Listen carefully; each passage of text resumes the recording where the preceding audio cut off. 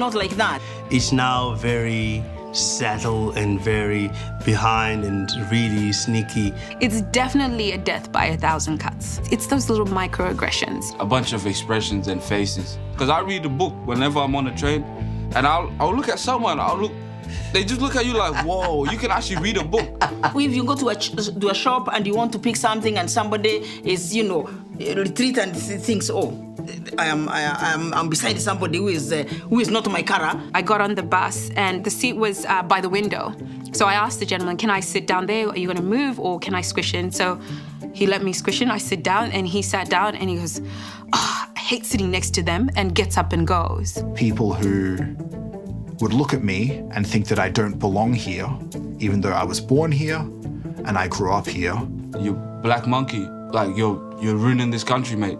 You would be wondering, why would somebody who doesn't know me feel this way about me?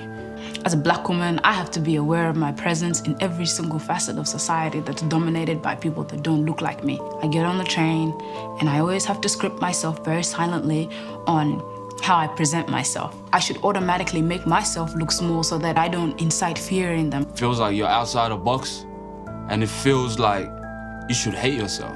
Dehumanizing, because you can never change your skin. I'm in this beautiful circle, you can't be in it. They're also projecting out that you should be ashamed of yourself. I think it's probably one of the worst things for people to experience.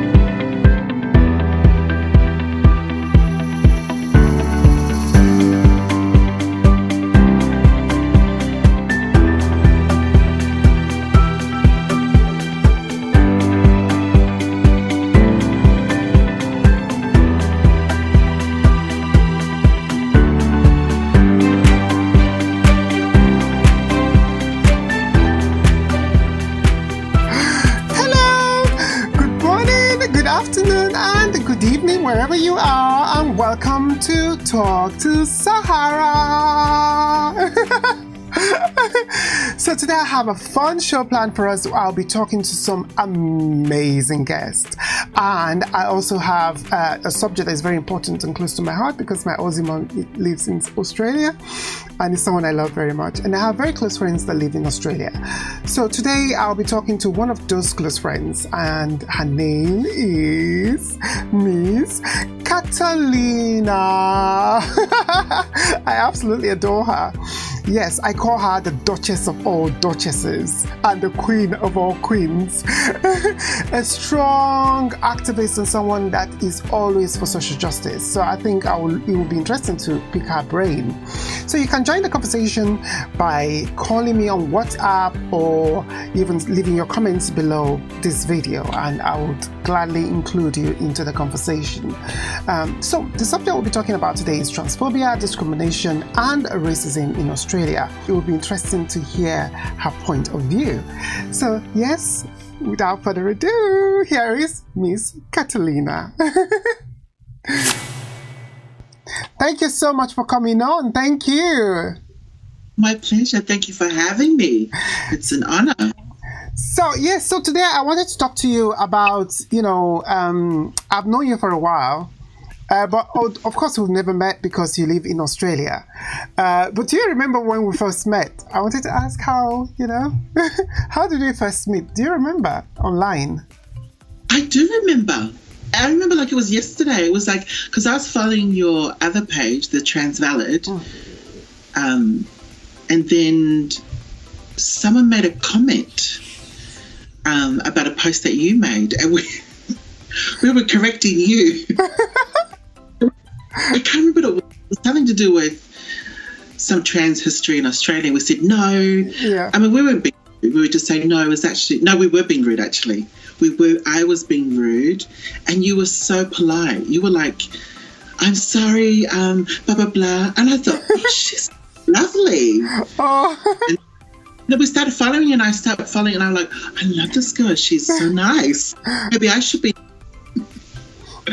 I think my first notice of you properly, because so on Transvalid, I always see you leaving comments and leaving like really fiery comments, especially when it comes to race and discrimination. You don't hold back.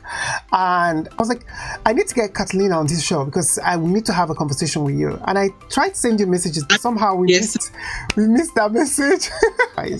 So yes, let's talk about so the first thing I wanted to talk to you about is the racism in Australia and transphobia in Australia. But I'm going to start with the racism first, and then we'll move to transphobia. A Geelong GP, verbally abused by a woman in Hamlin Heights, is the latest victim of a rise in COVID-related racist attacks. Dr. Eun Chang says he's speaking out on behalf of the many Asian Australians who've copped the same hostility. Stephanie Anderson met him.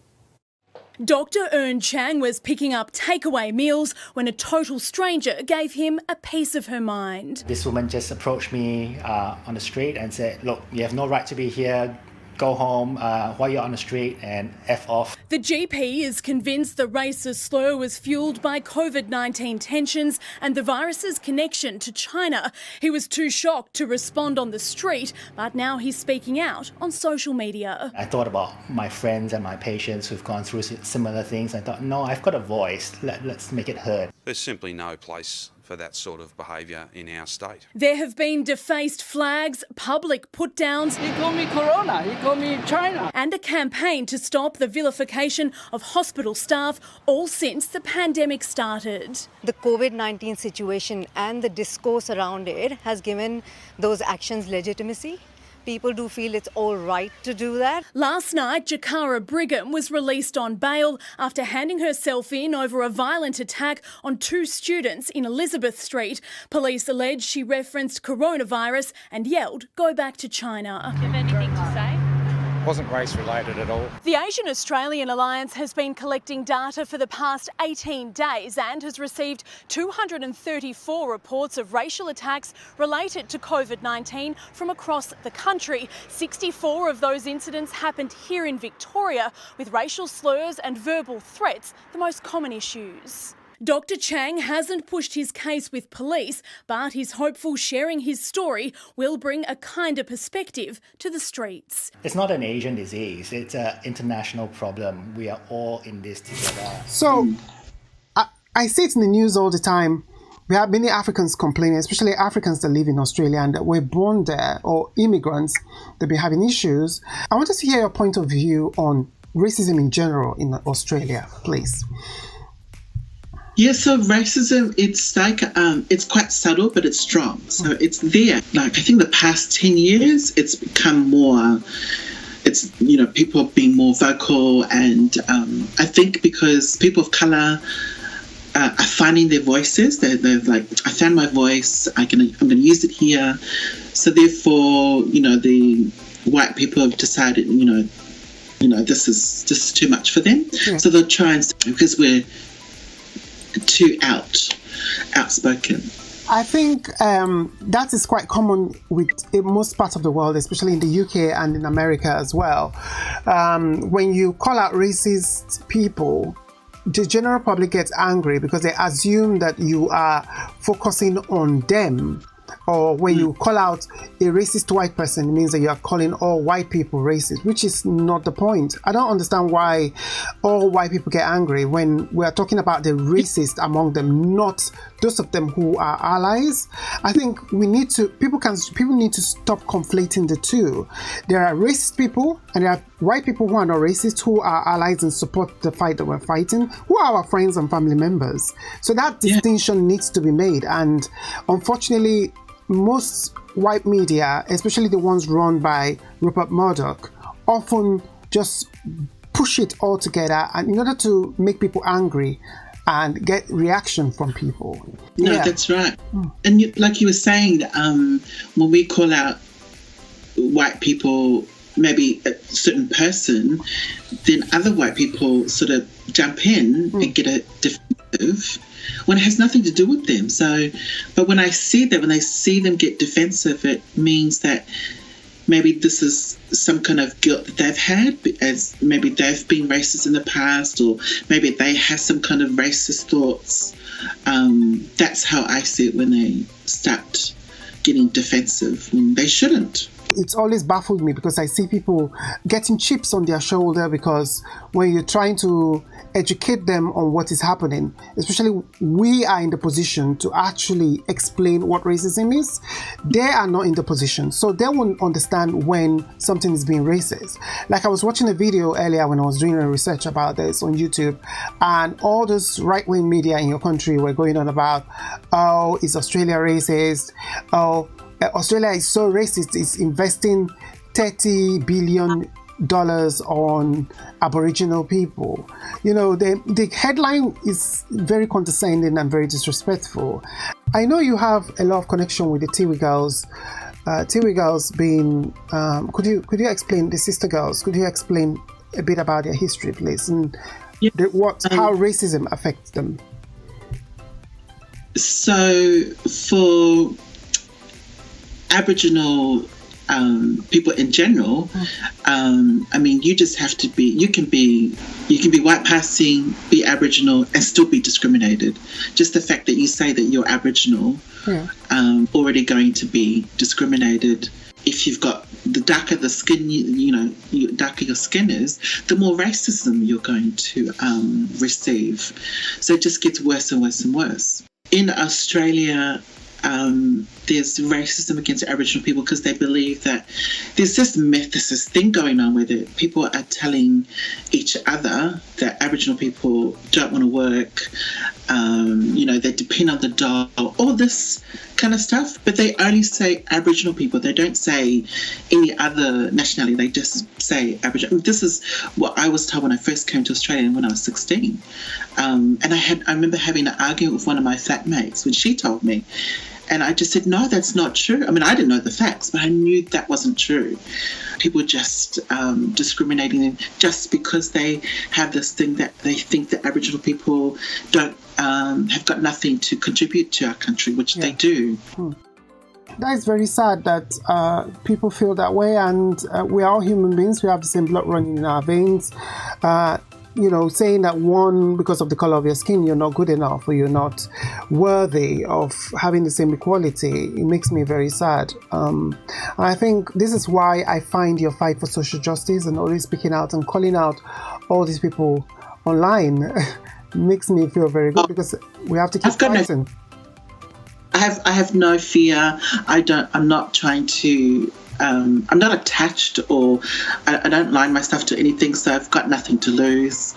So the more outspoken I am, I don't really care, because I notice that a lot of people, even around me, don't want to say something. Yeah. So they messages and then say, "Did you see this?"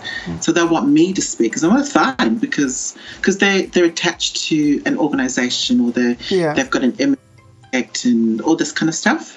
So they'll send me the message. That's why some of the stuff that you see is brought to my attention, and I'm saying, I'll say it, because I don't really care. Like, I'm not trying to be the spokesperson of our community or any community. I'm gonna speak true.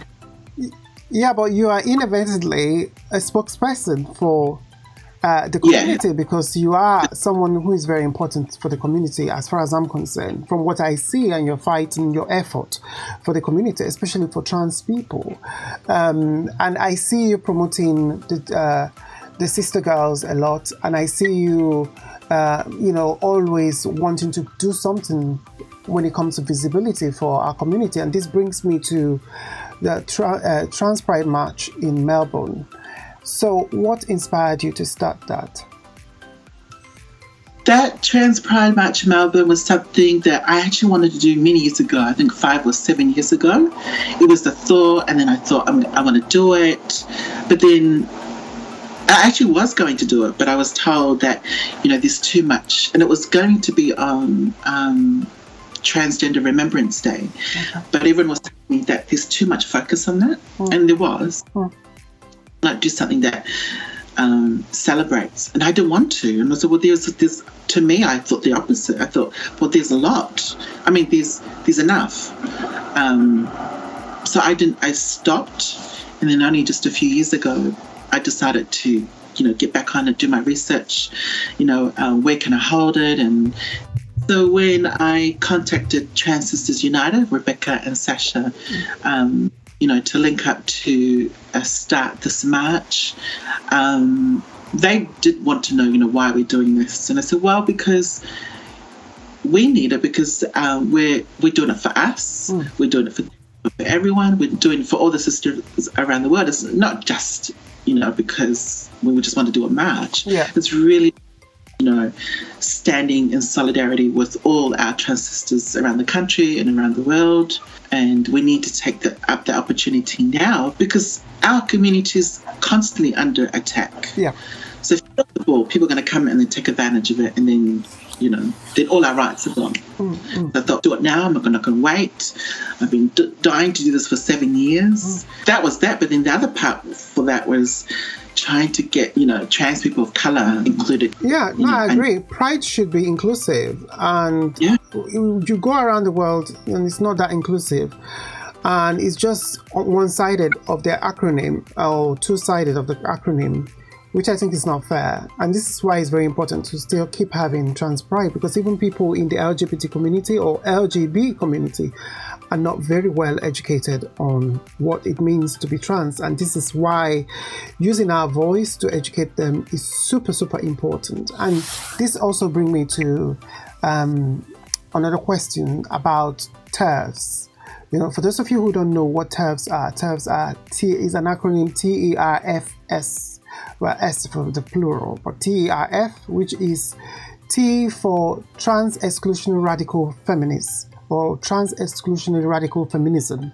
There are people who, they hate that word TERF, but unfortunately, we have to call them that because that is what they call themselves anyway. So I don't understand why they get very angst and angry when we call them that. So, right? What's their influence like in Australia? I'm curious to know. It's here, but it's not. It actually doesn't have a strong voice, and usually it's like one or two people. Okay. So there's not. They're there. There is a group of them. There is a big, large group, but they don't really have much of a strong voice. But they're everywhere. Like they can be among your friends. They can be your friends, be hidden. They just won't say anything. Well, in the UK and America, they are very loud. They're a small, tiny group of people.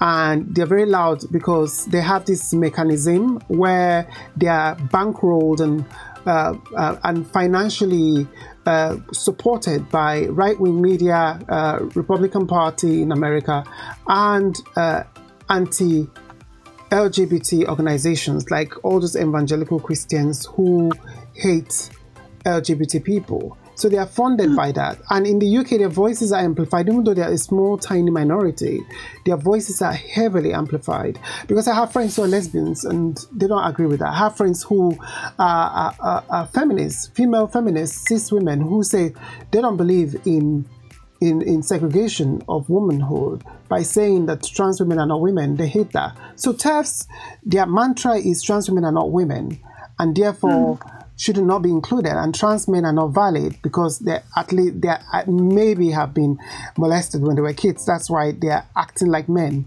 So their argument is so patriarchal, and they also accuse trans women of being portraying an image of patriarchy, and they are the ones doing the same thing. They hate. So yeah, they're very contradictory, and I don't take them seriously. So you're totally right. But nothing they talk about or preach about is even factual. Like it's all just delusion, made up stories. Yeah. Just really fairy. It's like so many people will just fall into that and believe what they say when none of it is even true. Yeah. It's like, so it brings me back to your Prime Minister and the Australian newspaper, and also a media organization owned by Rupert Murdoch. I don't know why, even in the UK here, he has a stronghold into our political system. Same with America. He owns Fox News. He owns a part of Sky News here in the UK. The man has such, I don't understand why one single person has such a monopoly on what we hear in media, and they brainwash people against us, because especially when they're writing stories always about trans people, because they know that with trans people they will always rile the public and make the public angry and make the public want to demonize us, and by doing so it makes them money when people click and comment on their websites.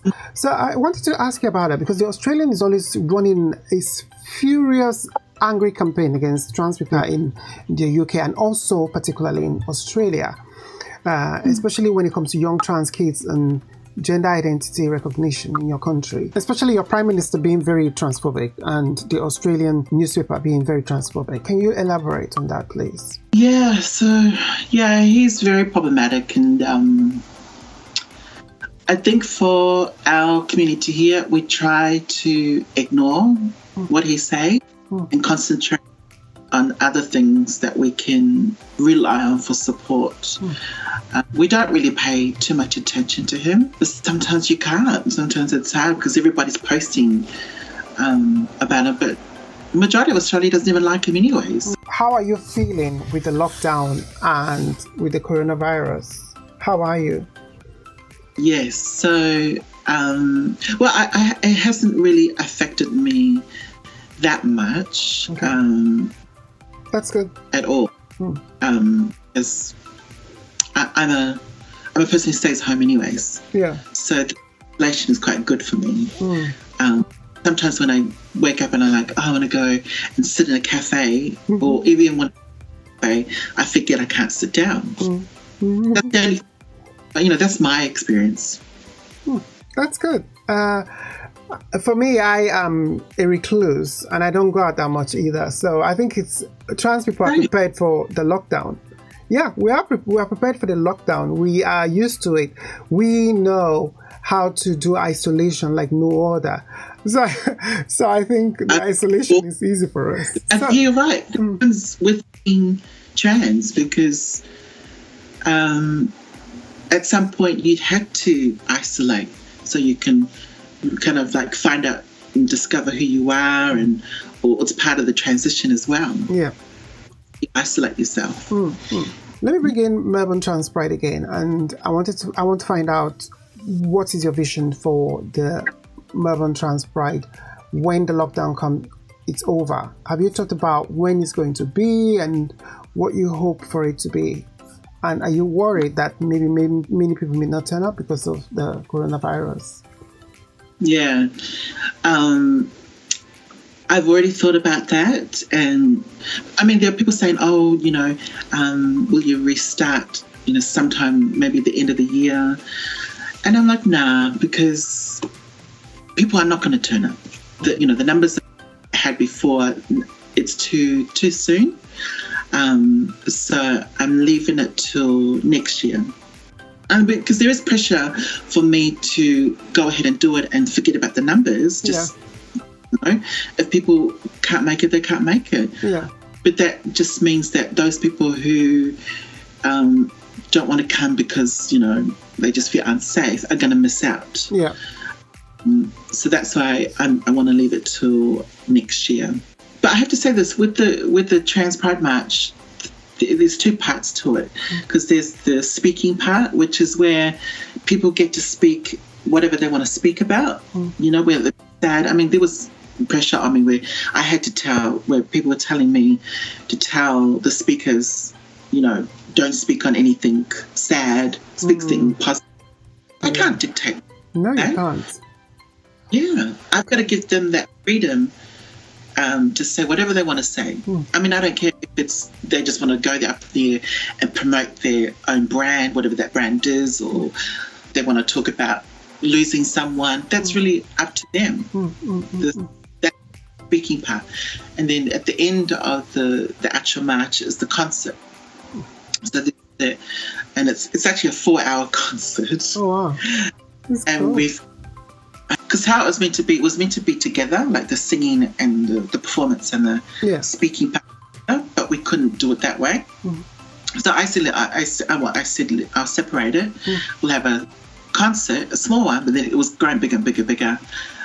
So that part is the celebration. So you know, you don't want to start something because it's going to be there. I know that with me speaking to some of the speakers, there's a lot of sensitive stuff they're going to be talking about. Yeah. So it's going to be quite heavy. So with the concert, at the end, it's just to uplift. So, but so I did tell the performers, because, you know, it's quite heavy at the beginning, can you do something that's more uplifting and, you know, more inspiring, that kind of stuff, so we could all have fun. Yeah, so. I totally understand. And the original Pride March was started in anger. It was a protest, not a celebration, because they call it Gay Pride, because gay means happy and stuff like that. They assume that you have to be happy all the time. Not all gay people are happy all the time. I think it's just a stereotype. And also, the Pride March is to put wrong right and to educate people and to call people out. And by all means, people can speak what they want to speak about. I think it's totally allowed. That's a good thing. I wanted to give everybody, which I didn't mention before, it was passing the mic to people in our community that we don't often hear and see, because, I mean, look, people writing me emails, telling me and sending me messages saying, oh, why don't you get so-and-so and so-and-so on there? Why don't you, one person even said, why don't you get someone from the US? And so I don't want to use people who we already know here in Australia, who already have have already been invited here left and right and centre, when we've got people where I need to elevate their voice. They've got something to offer as well. So all the speakers are people that we don't often hear. The performers are the same thing. Not often that we hear these performers. And plus the inclusion part, the inclusion of all different, like it's not just all people of colour, it's majority is people of colour. Make sure that, you know, the First Nations people own a seat at the table, not just be invited or get but they own a seat at the table. That was really important for me. So I wanted to ask you, is there any other thing you want us to talk about, like a subject that is close to your heart, or any information you would like my audience or would like to educate my audience about that they may not know about Australia and trans people? Well, I could say that Australia, the trans community here, is very similar to the UK. Okay. We're fine, we're okay. Yes, we have our own, we've got our discrimination and all this other stuff, but it's not a lot. But when there is, it's quite big, it's quite damaging. Like, you know, with our Prime Minister, like we were fine, we were cool, we were getting by, and then he comes along and says, and I can't remember what he said, but it was quite damaging to our youth, and our young ones were really affected. They were all, you know, getting upset. He was rejecting the inclusion of young trans kids getting their ID card and socially transitioning. And he hated that with passion. And I think most politicians, like even Trump does this as well. Even our Prime Minister does it as well. It's a way to deflate from their ineptitude in handling situation. For example, when things are going wrong in Australia, for example, your Prime Minister started making all these comments when they had the climate change issue and him selling coal mine, still producing coal mine around the world, and how Australia is far behind on climate issues. Then he started attacking trans people because he knows that by attacking trans people, the media will latch onto it. There will be outrage and it will draw attention away from his poor handling of the climate issues. But I also have to say that here in Victoria, we, you know, trans community here, we now can change our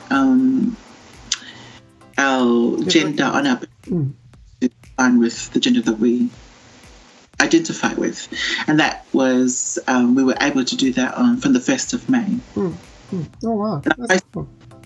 The application forms and all that. Yeah. Which is great. I know Canberra. There's 2 other states that already had it. Then from 2014, 2016. We just started in 2018. So what states are the most trans-friendliest in Australia? The most friendliest will have to be Sydney, because I lived there for 13 years. Wow. So that's equal. I hope to visit it one day. Many people don't know this. Even I didn't know it for a while. I used to think that Sydney was the capital of Australia, but actually it's Canberra, right? So it's a ghost town, and it's the capital. It is the capital. It's tiny. It's small, but Sydney is the most friendliest. It's the more accepting of trans people. Melbourne, it kind of strangely is in a way, but as long as you conform. I see. You have to be. You can't be non-binary. Yeah, that's what I was going to say. That it must be a nightmare for non-binary people. Oh, it is. I mean, I have a friend who is non-binary and has chosen not to. They're non-binary. They identify as non-binary, but they basically don't want to kind of. I don't know how to put it. Express themselves publicly. Yeah, holding back their expressions. Because Melbourne is a little bit backwards accepting non-binary people. Trans people, they're fine, but you've got to choose. Do you want to be a man or a woman? Where in Sydney, they don't really care. You know, there's lots of parts of Sydney that are more accepting, whether you're trans or non-binary. Adelaide's the last place that for trans person, not accepted. And I have a friend who, they're a trans woman, but they're at the early stages. They just arrived in Adelaide and they were discriminated by 2 people just when they just got off the plane, and they just arrived to Australia. So that's Adelaide for you. Yeah, that's crazy. So, well, my Aussie mom is in Sydney, and I hope to go one day because I want to visit her, like I was telling you earlier. And I want to experience a bit of Australia. But the racism thing turns me off. Perhaps the racism. Yeah, that turns me off because I don't like countries that are like that. I like when they're a bit more inclusive and respect all. But I'm going to definitely come to see my Aussie mom, that's for sure. If you're a visitor, it's different. Oh, okay. You actually live here, it's different. Like as a visitor, you're fine. You won't actually notice. You won't see it. It's when you actually live here, it becomes different. I see. I don't know if that makes sense. Yeah, it does. It does make sense because for a visitor, you are only temporary, so they won't take you too seriously. It's when you live there, you're living amongst them, then it becomes an issue. Yes. Yeah. Is thank you. That's what I come from overseas, you know, and they'll say, "Oh, Australia's fine. I didn't experience any racism," and blah blah blah. They'll go back and they'll say, "I don't know what these people of color are talking about in Australia," but this. Once you, like I said, you know, once you come, like you said, once you live here, it's a whole different story. Yeah. You know? Can you compare Australia and New Zealand when it comes to trans and LGBT rights? Which do you think it's a bit more advanced and which one is a bit more inclusive? Oh, New Zealand is more inclusive, more advanced because New Zealand back in, I think it was in the early 90s, their first mayor, transgender mayor, Georgina, first mayor in the whole world. And and I can't remember what part of New Zealand that was for, but she was the first gender mayor in the whole world, first in New Zealand. We had, and prior to her, we actually had another trans politician, Carmen Ruhe. Okay. And she was in Wellington. Oh. And that was like in the 80s, maybe late 80s, or maybe even earlier. Actually, no, it was earlier, probably the 70s. And she was pushing for marriage equality, more rights for brothel owners and sex workers. Yeah, so New Zealand is really, really advanced. But then they also have their own issues with discrimination. Yeah. You know, it's not as big, but it's there. And it affects a lot of people. But yeah, New Zealand is much better than Australia when it comes to... is the The UK, the UK is very systemic when it comes to racism. The UK is very... it's very subtle. You don't see it. And, you know, when they're being horrible to you, they're very polite about it. From making fun of your accent, thinking it's a jest. I remember when I first moved here, it was always a jest when people made fun of my accent, where I come from. And then it gradually developed into systemic. I noticed it when I was living in Nigeria. I wasn't thinking about politics, and I never thought that British people can be racist or anything like that. I used to say, oh, that will never happen to me because I'm different. Then when I came to the UK, like most Nigerians always think that as well. Like when I post on my social media and I'm criticizing the Tory party for what they're doing to the country and how evil they are to immigrants and to trans people, I get attacked by Nigerians saying, as a trans person, why are you attacking them instead of you to be more inclusive and understanding of where they are? And I'm like, excuse me, they are privileged fools who have messed up this country and have messed up my life. So I have the right to speak out because what the policies they are making is directly affecting me. So I have to speak about it. You don't live in the UK, with all due respect. I live in the UK, I'm experiencing it. They say he who wears the shoes knows where it hurts. So for them to sit down there and not even experiencing what I'm going through and then thinking that it's not okay for me to speak out about it, it's just ridiculous. So yeah, so when you haven't lived in the UK, you always revere them because they come with a posh accent, and you think that, I'm telling you, people who are horrible and nasty to you will be smelling of petals and posh accent, looking very good, and you will never actually expect them to be like that because they all look like Hugh Grant on television and in movies and with their accent. But actually, it is very subtle and very underground and very professional as well when they're doing it. But I think it's quite not common for most countries around the world. Yeah. I think you said that you were afraid to come to Australia because of the racism. Honestly, it's nothing. You won't even see it. Yeah. I'm more concerned about going to America. Yes. Like, I don't even want to go to America. Oh my gosh. America is the worst. Oh my God. It's absolutely crazy. From the guns to it's just mental. And they are so specific about their politics as well. And the division is just rife. Like in the UK as well, we have that division now. We never had that before. But thanks to Brexit, we have a huge, massive gash, like an open wound, bleeding open wound due to that. Everybody hating each other and just attacking each other. And it's just the worst division that you could ever imagine. And it's sad. Oh, so one day I'm going to come visit the UK. Yes, please come to the UK. You will love it. As in, like, I would love to show you around Soho, take you to Buckingham Palace and all these strategic places. I think you will love it.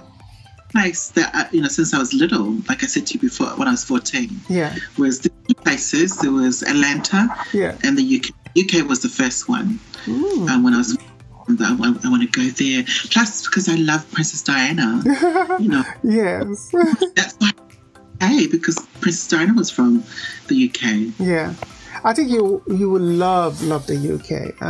There are a lot of historical places that you can visit, from the Tower of London to the Tower Bridge to, like I said before, Buckingham Palace, Harrods. So many lovely places. The famous Oxford Street for shopping. There's so many places that you can see, and it's even more beautiful very late at night in the summer, around 3-4 a.m. in the morning. And I have my car roof down, And it's so beautiful to just look up and look at the skyscrapers in the city of London. There's a section of London in general where it's called City of London. That is where the financial hub of London is. And you see all the tall buildings, and it's just so beautiful and very quiet. So I can imagine. Sorry? I can't say the same thing for Australia. Like, I don't know what to say. Like, okay.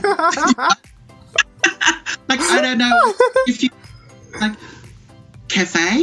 No, but you have such amazing structures as well. For example, the Opera House in Sydney, the bridge, Sydney Bridge, where you do your fireworks from. I would love to see it. I would love to experience that. Yeah, it's the Harbour Bridge and the Opera House. Oh, is it called Harbour? Okay, Harbour Bridge, yeah.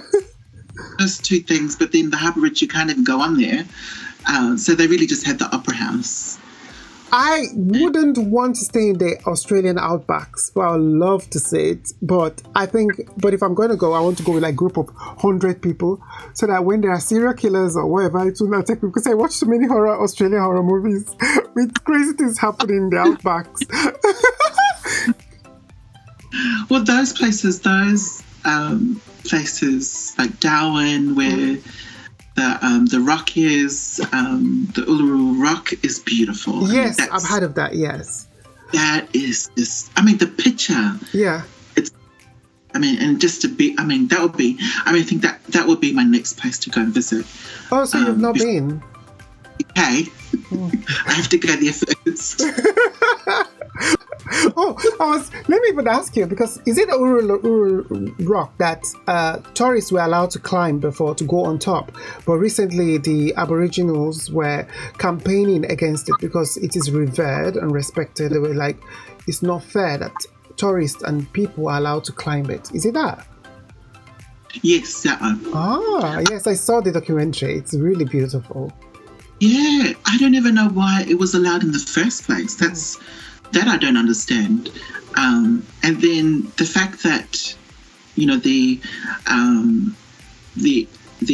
First Nations people said no, and then you have a bunch of white people protesting. Like, how dare you? Yeah. Like, yeah. No, you respect that.